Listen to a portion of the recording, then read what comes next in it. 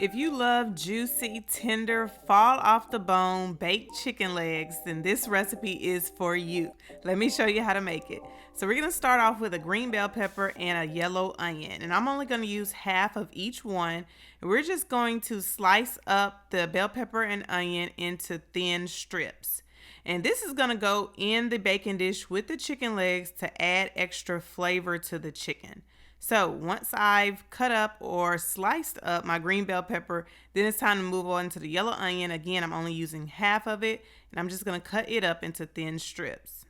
All right, so moving on to the chicken. So I am gonna clean the chicken legs. So as you can see, oftentimes from the grocery store, there'll be like these small little feathers that are still left on the chicken legs and this yellow skin at the bottom. I don't know what that is, but I like to take my time and remove all of those little feathers and that yellow skin. So I've already cleaned all of them off camera and washed my hands really well. Next, moving on to the chicken seasoning. So in a small measuring cup, I'm going to add some extra virgin olive oil, some adobo all-purpose seasoning, but you can use any type of garlic and herb all-purpose seasoning that you like, and then some more spices. So I got Italian seasoning, smoked paprika, some onion powder, some salt, and some black pepper. And of course, the full measurements and recipe is always listed down below in the description box.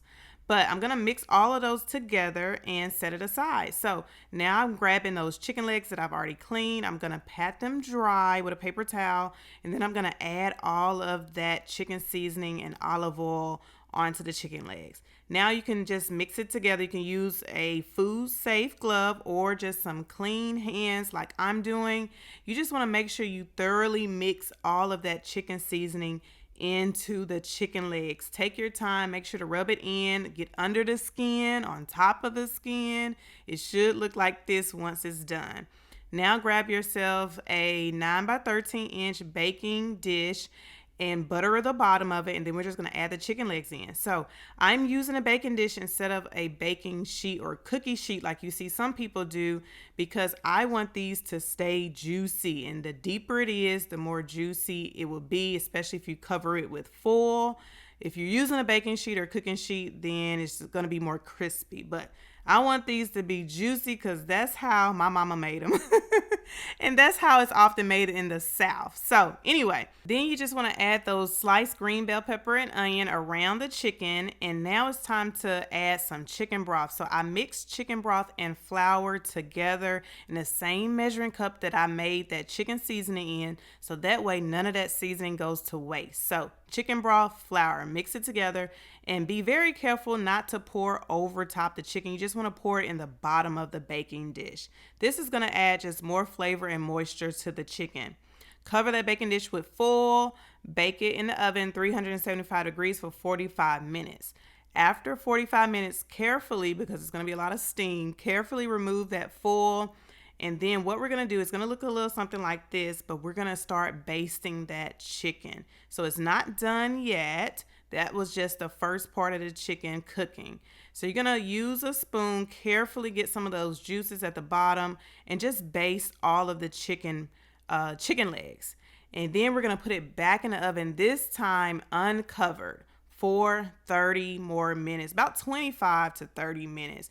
Until it looks like this, y'all. So now it is done, and you want to just baste it again. You can use a spoon, or you can get some tongs and you can just flip the chicken like I'm doing. And as you can see, it's falling off the bone. Like it is literally falling apart because it's so tender and juicy.